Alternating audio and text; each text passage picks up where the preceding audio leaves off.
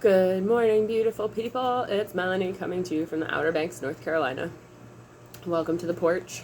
Thought I'd pop in this little bouquet that I've got going on. This lady, she takes vases from the dollar store.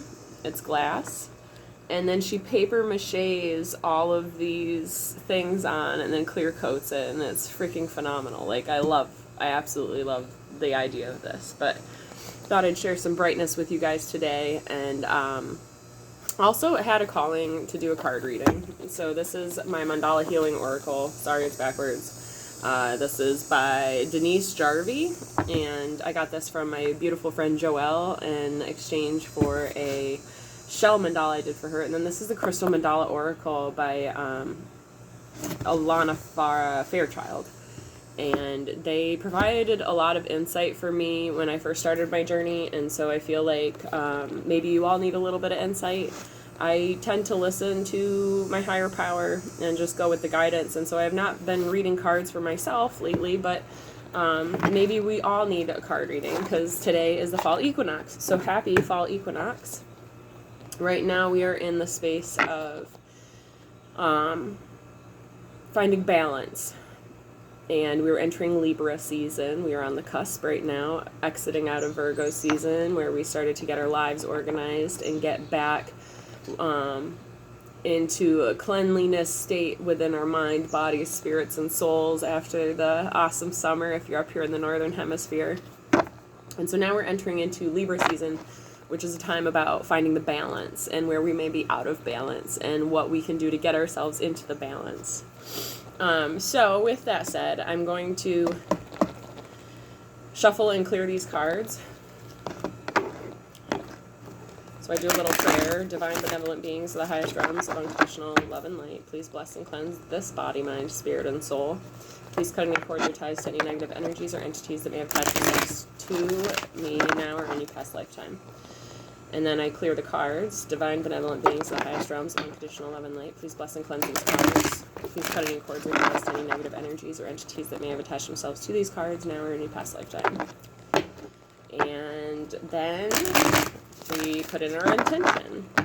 So, divine benevolent beings, please provide us with the messages that we need to hear at this time.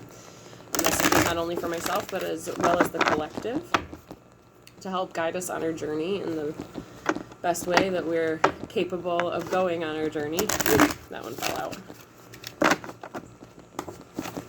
We'll put that one to the side. And please provide us with messages at this time.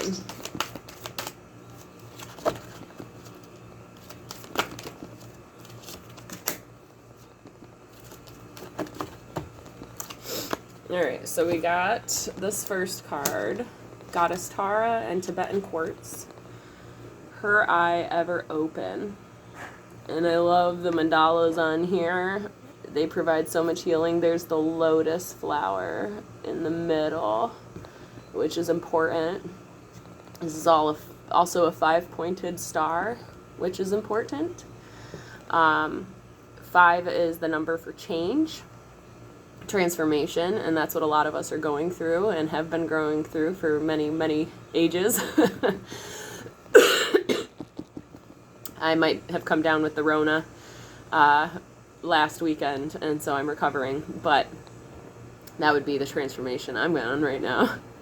Her eye ever open, I believe, talks about keeping ourselves open to different philosophies, different theories, different changes, and different ways of walking our path.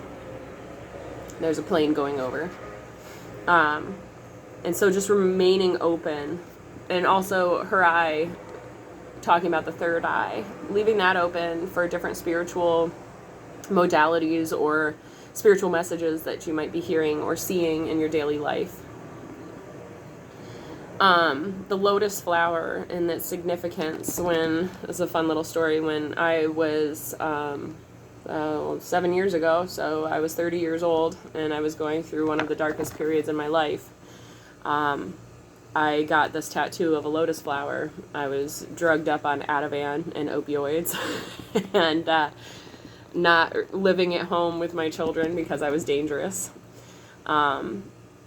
And I got this tattoo and I didn't even know what it meant. And so I found out the spiritual meaning of the lotus flower in 2020, and the lotus flower starts as this seed pod in the bottom of the muckiest, darkest, grossest swamp mud. And it's like 4 feet, 6 feet down, buried in the swamp mud. And it's a big pod. It's big. And it starts to grow. And it can't even see the light. Like, it is buried. Can't see the light. Doesn't even know light exists. All it knows is mud and darkness. If you haven't caught on, this is a metaphor for life. It then grows up out of the mud and it gets to the murky water. So it's not even done growing yet. Like, it's still got to keep growing. It's still got to go up and find its way. But at this point of being in the murky water, it starts to see a little bit of light protruding through, and it's able to recognize that it needs to keep growing because it can see the light, it can reach it, it can get there. And finally it grows up through the murky water, which could be several feet as well. And so then you have this giant long stalk that has grown so far, and finally it comes up to the surface and blossoms into this pristine, perfect, beautiful lotus flower. And it didn't even know what it was growing into. It didn't even know where it was growing to. It just knew that it needed to grow. I felt so much parallelism in my life to that story and to that journey and the darkness that I've come from and what I have become in my life of this person that is beautiful not only on the outside, but as well as on the inside. And so I wanted to share that with you guys. If you are the lotus flower right now in your process of growth and struggling to see the light at the end of the tunnel, know that it is there and just to keep growing like the lotus. So our next card, I guess I should leave this up. We could leave it like this and then y'all can see it a little bit still. We have purification. Oh. So this is a really cool card. I like the mandala. And it is Angel Lahabiel and Black Tourmaline. And so purification talks about cleansing out that darkness that we may have accumulated over the last several months, years, lifetimes, whatever. And to almost, like, I see like a spinning pattern in this. And so the wheel of change is always turning. And with that turning, we have the opportunity to purify ourselves and to cleanse ourselves of what is holding us back, what is harming us, all of the things that we need to release and let go of in order to move forward in the best way that we know how. So this is a really pretty card as well. Number 14 adds up to 5. I saw 555 on the clock while I was rolling along with this. And we'll do one card from the Mandala Healing Oracle. I love this deck. It's so pretty. So since I already cleansed myself, we're going to just cleanse the deck. Divine benevolent beings of the highest realms of unconditional love and light, please bless and cleanse these cards. Please cut any cords or ties to any negative energies or entities that may have attached themselves to these cards. The cicadas are coming to talk to us.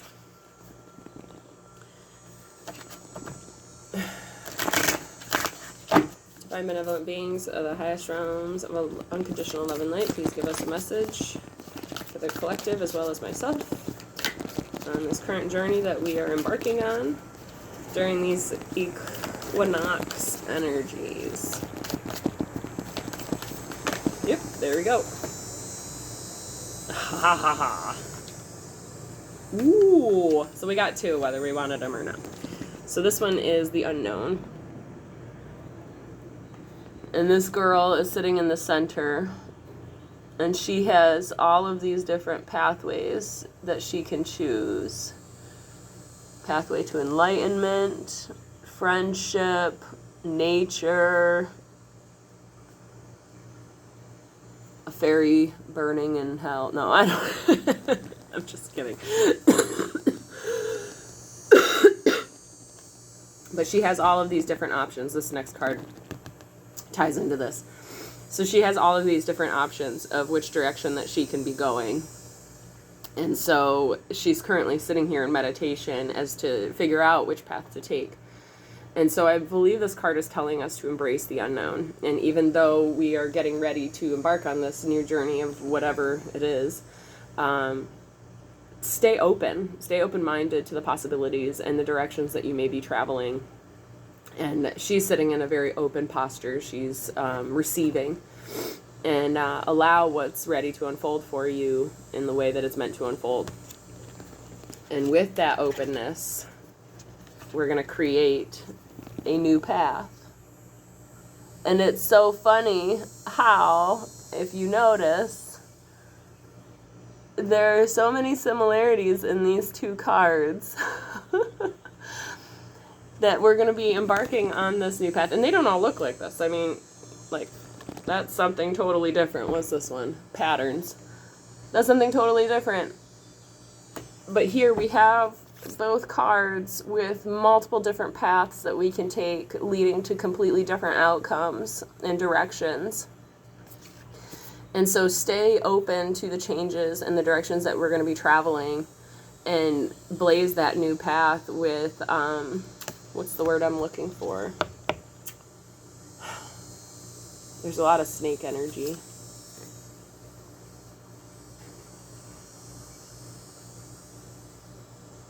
Blaze this new path with an openness and readiness to receive. That's what I'm getting. So there you have it. There's today's equinox card reading. I hope you enjoyed. Got bottom of the deck energies, perception. It all depends on how you see the world and how you choose to see the world. You can see a homeless person standing on the side of the street as a piece of junk, low life, doesn't amount to anything. Or you can see that person as somebody's son or daughter or father or mother or sister or brother, and see them for the light that they are deep down inside, because nobody wants to be homeless. And see them as me, because I used to be homeless. So, change our perception of what we're choosing to see in this world. Bottom of the deck energies for the Crystal Mandala Oracle. So it shall be.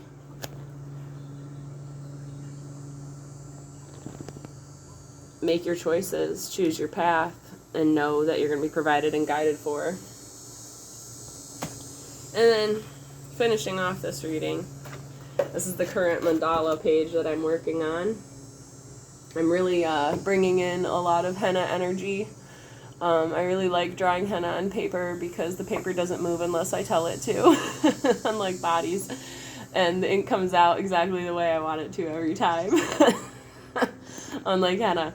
So I'm incorporating a lot of henna detail into my work right now, but it's filling a space, and it's taking me out of the box of confinement, which is mandalas, where you stay within that circular design. So it's forcing me into a place of more creative energy than I have been.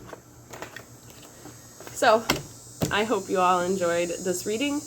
I hope that you find some inner peace during these really turbulent times.